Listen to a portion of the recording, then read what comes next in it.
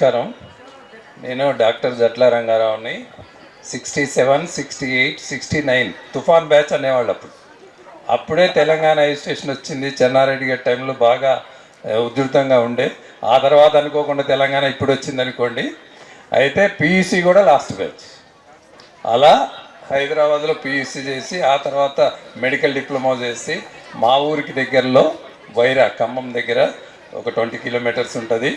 76 నుంచి ప్రాక్టీస్ చేస్తున్నాను. 10 ఏళ్ళు అలా అప్పుడు జోలిలో తీసుకొచ్చేవాళ్ళు, వాగులు దాటలేకుండా వచ్చేవాళ్ళు, కరెంటు లేకుండా ఉండేవాళ్ళు, ట్రాన్స్పోర్ట్ లేకుండా ఉన్నప్పుడు కూడా ఫీజు చాలా తక్కువలో 3 రూపాయల వైద్యం దగ్గర నుంచి ఇప్పుడు 100 రూపాయలు తీసుకుంటున్నాను.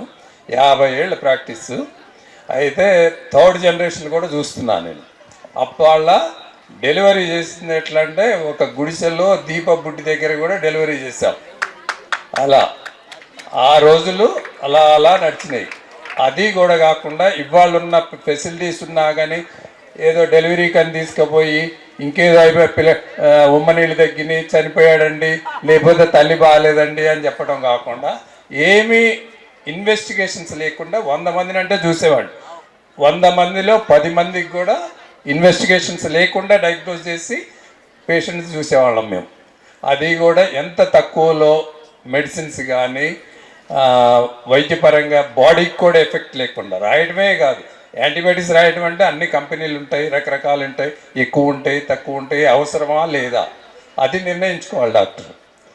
యాజ్ పాసిబుల్ తక్కువ మెడిసిన్స్ ఇచ్చి ఎలా నయం కావాలి అది చూడాలి. ఇవాళ ఉన్నారు డాక్టర్లు, రేపు మా దగ్గరికి వస్తాడో రాడో పేషెంట్. ఎందుకే మామూలుగా జ్వరం ఈ పూటే వచ్చింది కదా జ్వరం, రేపు చూద్దాం యాంటీబయాటిక్ పెడదామంటే తప్పనిసరిగా వచ్చేవాళ్ళు. 3వ రోజు వచ్చేవాళ్ళు, 2వ రోజు వచ్చేవాళ్ళు. టెస్టులు రాయండి సార్ అంటే టెస్టులు ఏం చేస్తా, ఒక్క రోజులో ఏం టెస్టులు తెలిసేది లేదు. కానీ ఇవాళ అట్లా కాదు, ముందు టెస్టులు అయిన తర్వాత ఈవెన్ హార్ట్ డాక్టర్లు కూడా ఈసీజీలు ఈకోలు అన్నీ అయిపోయిన తర్వాత ఏ లేదు బాగానే ఉందంటాడు, వాడు ఇంటికి పోయేసరికి ఏదో అవుతుంది, కార్పొరేట్ హాస్పిటల్ పోవాల్సి వస్తుంది.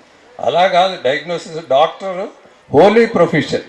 పిల్లలు కూడా మీకు చెప్తున్నాను, చదవటమే కాదు అవగాహన. సొసైటీ అంటే ఏంటి, చిన్నవాళ్ళు ఉంటారు, పెద్దవాళ్ళు ఉంటారు. పెద్దవాళ్ళే తీసుకుంటాం అనేది కాకుండా మనం చేసే ప్రొఫెషన్లో చెప్పే విధానంలో ఎంత ట్రూత్ ఉంది. ఇవాళ నిజం చెప్తున్నాడా, వీడి స్టంట్ వేయాలంటే నిజం చెప్తున్నాడా అబద్ధం చెప్తున్నాడా అనేది అర్థం కావట్లేదు. అలా కాదు, ఒక డాక్టర్ ఆ బోర్డు ఉందంటే డాక్టర్ బోర్డు ఆ ఫలానా దగ్గర పోతే మా దగ్గర మేము చెప్పడం కాదు కానీ డాక్టర్ గారు వచ్చిండ్రా బాబు అంటే పర్లేదు తగ్గుద్దిలే, అదే తగ్గుద్దిలే అనే రోజులు ఉన్నాయి. అలా 50 ఏళ్ళు ప్రాక్టీస్ కూడా ఏమీ కంప్లైంట్ లేకుండా ఇవాళ రేపు అద్దాలు బగలు కొట్టుకోవడమో గల్లాలు పట్టించుకోవడమో కాకుండా హాయిగా ఆరాంగా ప్రాక్టీస్ చేసేవాళ్ళం. అలానే ప్రతి పిల్లవాడు కూడా ఇవాళ డాక్టర్ చదవటమే మేము స్కాలర్షిప్స్ తోటి చదివాం. అలాగే మీరు కూడా మెరిట్ గోల్డ్ మెడలిస్ట్ వస్తున్నారు. చూడండి, పేషెంట్లకి గోల్డ్ మెడలిస్టులు అయినా కానీ చదివి గోల్డ్ మెడల్ వస్తుంది. ప్రాక్టీస్ సొసైటీ గురించి కూడా ఆలోచించండి.